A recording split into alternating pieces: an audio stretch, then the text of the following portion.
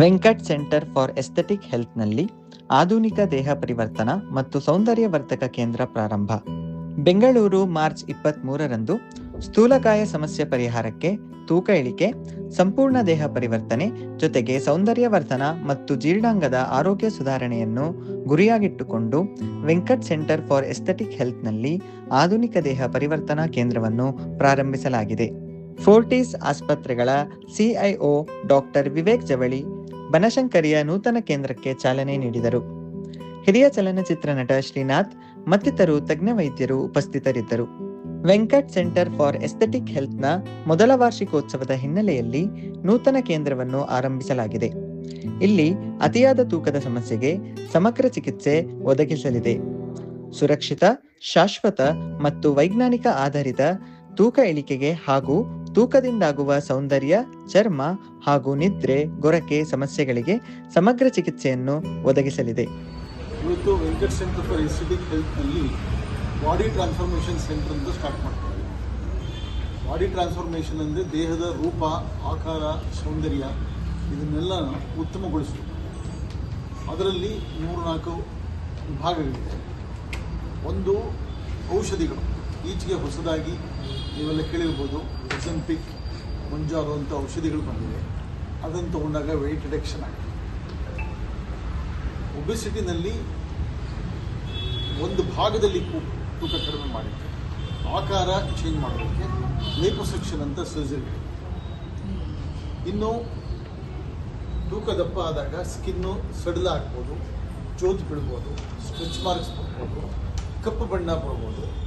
ಈ ಥರದ್ದಕ್ಕೆಲ್ಲನೂ ಬೇರೆ ಬೇರೆ ಕಾಸ್ಮೆಟಿಕ್ ಟ್ರೀಟ್ಮೆಂಟ್ಸ್, ಲೇಸರ್ಸು. ಮನಸ್ಸಿನಲ್ಲಿ ಒಂದು ನೆಮ್ಮದಿ, ಸಂತೋಷ ಕೊಡ್ತಿಲ್ಲ. ಅವ್ರಿಗೇನಾದ್ರು ಸಣ್ಣ ಪ್ರಾಬ್ಲಮ್ ಅಂದಾಗ ವೆಂಕಟ್ ಸೆಂಟರ್ಗೆ ಹೋದರೆ ನಮ್ಮ ತೊಂದರೆಗಳು ಪರಿಹಾರ ಆಗುತ್ತೆ. ಇವತ್ತು ಬಾಡಿ ಟ್ರಾನ್ಸ್ಫಾರ್ಮೇಷನ್ ಅಂತ ಅವ್ರು ಶುರು ಮಾಡ್ತಾ ಇದ್ದಾರೆ. ಬಾಡಿ ಟ್ರಾನ್ಸ್ಫಾರ್ಮೇಷನ್ ಈ ವಯಸ್ಸಲ್ಲಿ ಯೋಚನೆ ಬರೋಲ್ಲ. ಅಲ್ಲಿ ವಯಸ್ಸಾಗೋಗಿದೆ, ಇನ್ಯಾಕೆ ಅವೆಲ್ಲ ಅಂತ ಅನ್ಕೋಕ್ಕಾಗಲ್ಲ. ವಯಸ್ಸಿದ್ರು ಇವಾಗ ನನಗೊಂದು ಆಪರ್ಚುನಿಟಿ ಸಿಕ್ಕಿದ್ರೆ ಬಹುಶಃ ಬಾಡಿ ಟ್ರಾನ್ಸ್ಫಾರ್ಮೇಷನ್ ನಾನು ಬರ್ತೀವಿ. ಆಪರ್ಚುನಿಟಿ ಸಿಗುತ್ತೆ ಸರ್. ಅದು ಬೇಕು ಅಂತ ನೋಡೋ ಜನ ಹೇಳಿದಾಗ ನನಗೆ ಇಲ್ಲ. ಇಂಥ ಒಂದು ಒಳ್ಳೆಯದು ಶುರು ಮಾಡಿರುವಾಗ ಇದರಲ್ಲಿ ಅನೇಕ ವಿಧಾನಗಳಲ್ಲಿ ಮನುಷ್ಯನ ದೇಹಕ್ಕೆ ಎಲ್ಲ ಅನುಕೂಲ ದೊರಕುವ ರೀತಿಯಲ್ಲಿ ಈ ಒಂದು ಟ್ರಾನ್ಸ್ಫಾರ್ಮೇಷನ್ ಆಗ್ತಾ ಇದೆ. ಇದರ ಇನಾಗ್ರೇಷನ್ ನಾವು Venkat center for aesthetic health ಇವತ್ತು ನಮ್ಮದು ಬಾಡಿ ಟ್ರಾನ್ಸ್ಫಾರ್ಮೇಷನ್ ಸೆಂಟರ್ ಓಪನ್ ಮಾಡ್ತೇವೆ. ಈಗ ಬಾಡಿ ಟ್ರಾನ್ಸ್ಫಾರ್ಮೇಷನ್ ಸೆಂಟರ್ ಅಂದರೆ ಏನು? ನಿಮ್ಮದು ಬಾಡಿ ಚೇಂಜ್ ಮಾಡೋಕ್ಕೆ ಎಲ್ಲ A to Z ಒಂದೇ ಕಡೆ. ನಾವು ಮುಂಚೆ ಆಗಲೇ ಕಾಸ್ಮೆಟಿಕ್ ಸರ್ಜರೀಸ್ ಮಾಡ್ತಾ ಇದ್ವಿ, ಲೈಪೋಸಕ್ಷನ್, ಅಬ್ಡಾಮಿನೋಪ್ಲಾಸ್ಟಿ ಆ ಥರ. ಈಚೆಗೆ ಸಾಕಷ್ಟು ಹೊಸ ಮೆಡಿಸಿನ್ಸ್ ಬಂದಿದೆ. ನೀವು ಕೇಳಿರ್ಬೋದು, ಒಜೆಂಪಿಕ್ಕು, ಮಂಜಾರೋ ಆ ಥರ. ಈಗ ಇದೇನಾಗಿದೆ, ಈ ಮೆಡಿಸಿನ್ಸು ತುಂಬ ಚೆನ್ನಾಗಿ ಕೆಲಸ ಮಾಡುತ್ತೆ. ಬಟ್ ಕೆಲವ್ರಿಗೆ ಇದ್ರ ಬಗ್ಗೆ ಅಷ್ಟು ಸರಿ ಗೊತ್ತಿಲ್ಲ. ಕೆಲವ್ರು ಹೇಳ್ತಾರೆ ಇದು ವಂಡರ್ ಡ್ರಗ್ಗು, ಇದರಿಂದ ಎಲ್ಲ ಸರಿಗೆ ಹೋಗುತ್ತೆ. ಕೆಲವ್ರು ಹೇಳ್ತಾರೆ ಇದು ಸೇಫ್ ಇಲ್ಲ, ಇದನ್ನು ತೊಗೊಂಡ್ರೆ ನಿಮಗೆ ತೊಂದರೆ ಆಗುತ್ತೆ. ಸೊ ಜನಕ್ಕೆ ಇನ್ಫಾರ್ಮೇಷನ್ ಕೊಡಬೇಕು. ಪ್ಲಸ್ ಸುಮಾರು ಕಡೆ ಈ ಮೆಡಿಸಿನ್ಸು ಸರಿಯಾಗಿ ಉಪಯೋಗಿಸ್ತಾ ಇಲ್ಲ. ನಾನ್ ಕ್ವಾಲಿಫೈಡ್ ಪೀಪಲ್, ನಾನ್ ಡಾಕ್ಟರ್ಸು ಈ ಮೆಡಿಸಿನ್ಸ್ ಎಲ್ಲ ಪ್ರಿಸ್ಕ್ರೈಬ್ ಮಾಡ್ತಾರೆ. ಅದು ಕರೆಕ್ಟ್ ಅಲ್ಲ. ಈ ಮೆಡಿಸಿನ್ಸು ಯಾರಿಗೆ ಸರಿಗಿದೆಯೋ ಅವರಲ್ಲಿ ತುಂಬ ಚೆನ್ನಾಗಿ ಬೆನಿಫಿಟ್ ಕೊಡುತ್ತೆ. ಬಟ್ ಅದು ಡಾಕ್ಟರೇ ನೋಡ್ಬಿಟ್ಟು ಮಾಡಬೇಕು. ಸೊ ನಮ್ದು ಈ ಸೆಂಟರ್ ಓಪನ್ ಮಾಡೋದ್ರಲ್ಲಿ 3 ಉದ್ದೇಶ. ಒಂದು, ಈ ಮೆಡಿಸಿನ್ಸ್ನ ಯಾರಿಗೆ ಬೇಕೋ ಅವ್ರಿಗೆ ಸರಿಯಾಗಿ ಅಸೆಸ್ ಮಾಡಿ ಕೊಡೋದು. ಸೆಕೆಂಡು, ಈ ಬರೀ ಎಕ್ಸಸೈಸ್ ತೊಗೊಂಡ್ರೆ ಸಾಲದಲ್ಲ. ಅದ್ರ ಜೊತೆ ಡಯಟು, ನ್ಯೂಟ್ರಿಷನ್ನು ಈಕ್ವಲಿ ಇಂಪಾರ್ಟೆಂಟ್. ಬರೀ ವೆಯ್ಟ್ ಲಾಸ್ ಮುಖ್ಯ ಅಲ್ಲ, ವೆಯ್ಟ್ ಲಾಸ್ ಸಸ್ಟೈನಬಲ್ ಆಗಿರಬೇಕು. ಈ ಮೆಡಿಸಿನ್ಸು ಒಂದು ದಿವಸ ನಿಲ್ಸಕ್ಕೂ ನೋಡಬೇಕು. ಆವಾಗ diet, exercise, life style changes ಎಲ್ಲ ಇಂಪಾರ್ಟೆಂಟ್. ಮೂರನೇದು, ಈ ವೆಯ್ಟ್ ಲಾಸ್ ಇದ್ದಾಗ ಅದ್ರ ಜೊತೆ ಸಾಕಷ್ಟು ಇಶ್ಯೂಸೂ ಇರುತ್ತೆ. ಕೆಲವು ಜಾಸ್ತಿ ಕೂದಲಿರುತ್ತೆ, PCOD ಇರುತ್ತೆ, ಲೂಸ್ ಚರ್ಮ ಇರುತ್ತೆ, ಸ್ಟ್ರೆಚ್ ಮಾರ್ಕ್ಸ್ ಇರುತ್ತೆ, ಉಸಿರಾಟ ಕಷ್ಟ, ನಿದ್ದೆಯಲ್ಲಿ ಕಷ್ಟ, ಸ್ಲೀಪ್ ಆಪ್ನಿಯಾ ಇವೆಲ್ಲ ತೊಂದರೆಗಳು ಇರುತ್ತೆ. ಸೊ ಇವೆಲ್ಲದಕ್ಕೂ ಟ್ರೀಟ್ಮೆಂಟ್ ಮಾಡೋಕ್ಕೆ ನಮ್ಮ ಒಂದು ಸೆಂಟ್ರಲ್ಲಿ ನ್ಯೂಟ್ರಿಷನಿಸ್ಟ್ ಇದೆ, ಸ್ಪೋರ್ಟ್ಸ್ ಮೆಡಿಸಿನ್ ಎಕ್ಸ್ಪರ್ಟ್ ಇದೆ, ENT ಸರ್ಜನ್ ಸ್ಲೀಪ್ ಆಪ್ನಿಯಾಗಿದ್ದಾರೆ, ಗೈನಕಾಲಜಿಸ್ಟ್ ಇದ್ದಾರೆ PCODಗೆ. ನಮ್ಮದು ಉದ್ದೇಶ ಏನಂದರೆ ಇದು ಸೇಫ್ ಆಗಿ A to Z ಒಂದೇ ಸೆಂಟ್ರಲ್ಲಿ ಎಲ್ಲ ಫೆಸಿಲಿಟೀಸ್ ಇಡೋದು. ಲಾಸ್ಟ್ ಪಾಯಿಂಟ್ ನಾನು ಹೇಳ್ತೀನಿ, ಈಗ ಈ ಮೆಡಿಸಿನ್ಸು ಇಂಡಿಯಾಲಿ ಸಾಕಷ್ಟು ಚೀಪೂ ಆಗುತ್ತೆ. ಈ ತಿಂಗಳು ಈ ಮೆಡಿಸಿನ್ದು ಪ್ಯಾಟೆಂಟು ಮುಗಿತಾ ಇದೆ. ಸೊ ಚೀಪರ್ ವೇರಿಯಂಟ್ಸು ಮಾರ್ಕೆಟಲ್ಲಿ ಬರುತ್ತೆ. ಅದರಿಂದ ಇದು ಸಿಗೋದು ಇನ್ನೂ ಸುಲಭವಾಗುತ್ತೆ. ಅದು ಒಳ್ಳೇದು, ಬಟ್ ಅದ್ರ ಜೊತೆ ಸೇಫ್ಟಿ ಇಶ್ಯೂಸು ಕಾಂಪ್ಲಿಕೇಶನ್ಸ್ ಆಗೋ ಚಾನ್ಸಸ್ ಇರುತ್ತೆ. ಸೊ ಅದಕ್ಕೋಸ್ಕರ ಇದು ಸೇಫ್ ಆಗಿ ಕರೆಕ್ಟ್ ಪ್ಲೇಸಲ್ಲಿ ಮಾಡೋದು. ನಮಸ್ಕಾರ ಎಲ್ರಿಗೂ. ಈಗಿನ ಕಾಲದಲ್ಲಿ ಏನಾಗಿದೆ ಅಂದರೆ ಸಿಕ್ಕಾಪಟ್ಟೆ ಹೆಣ್ಮಕ್ಳಲ್ಲಿ ಜಾಸ್ತಿ ತೂಕ ಜಾಸ್ತಿ ಆಗ್ತಾ ಇದೆ.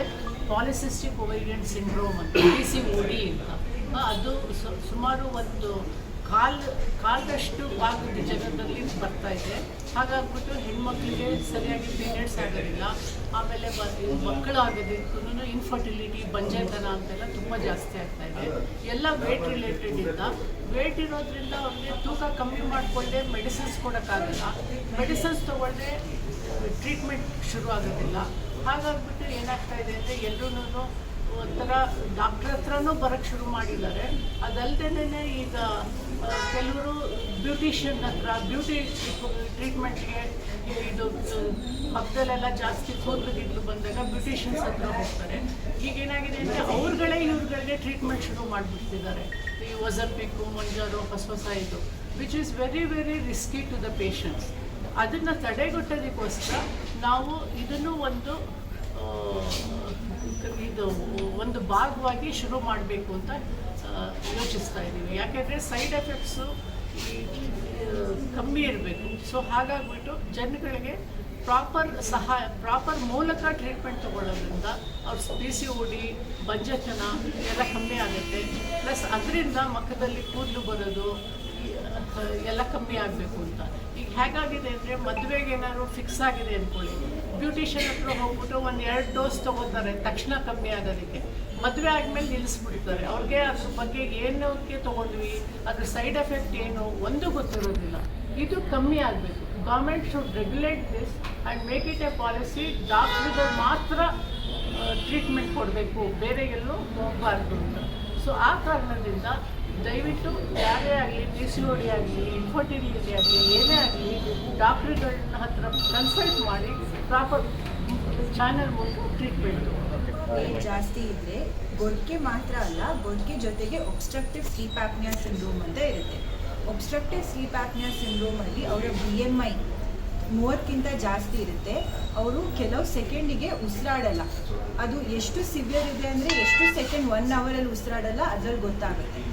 ಈ ಪೇಷಂಟ್ಸಲ್ಲಿ ನಾರ್ಮಲ್ ಸರ್ಜರಿ ಗೊರ್ಕೆಗೆ ವರ್ಕ್ ಆಗಲ್ಲ. ಸೊ ಈ ಪೇಷಂಟ್ಸಿಗೆ ಫಸ್ಟ್ ಈ ಡ್ರಗ್ಸ್ ಕೊಟ್ಟು ವೇಟ್ ಕಂಟ್ರೋಲಲ್ಲಿ ಮಾಡಿ ಆದಮೇಲೆ ಯೂಶ್ವಲಿ ಬಾಯಿದು ಸರ್ಜರಿ ಇಲ್ಲಾಂದರೆ ನೋಸ್ ಸರ್ಜರಿ ವರ್ಕ್ ಆಗುವ ಚಾನ್ಸ್ ಜಾಸ್ತಿ ಇದೆ. ಅದಕ್ಕೆ ಈ ಪೇಷಂಟ್ಸಲ್ಲಿ ಸಹ ಈ ಡ್ರಗ್ ಕೊಡೋದು important. Thank you. Treatment obesity related ಅಂತಂದರೆ ಕೆಲವು ಕಂಡೀಷನ್ಸ್ ಲೈಕ್ ಮೊಡವೆಗಳು ಮತ್ತು ಕೂದಲು ಉದುರುವಿಕೆ, ಅದಕ್ಕೆಲ್ಲ ಕೆಮಿಕಲ್ ಪೀಲ್ಸು, ಲೇಸರ್ಸು ಇಂಥವೆಲ್ಲ ಹಲವಾರು ಟ್ರೀಟ್ಮೆಂಟ್ಗಳಿವೆ.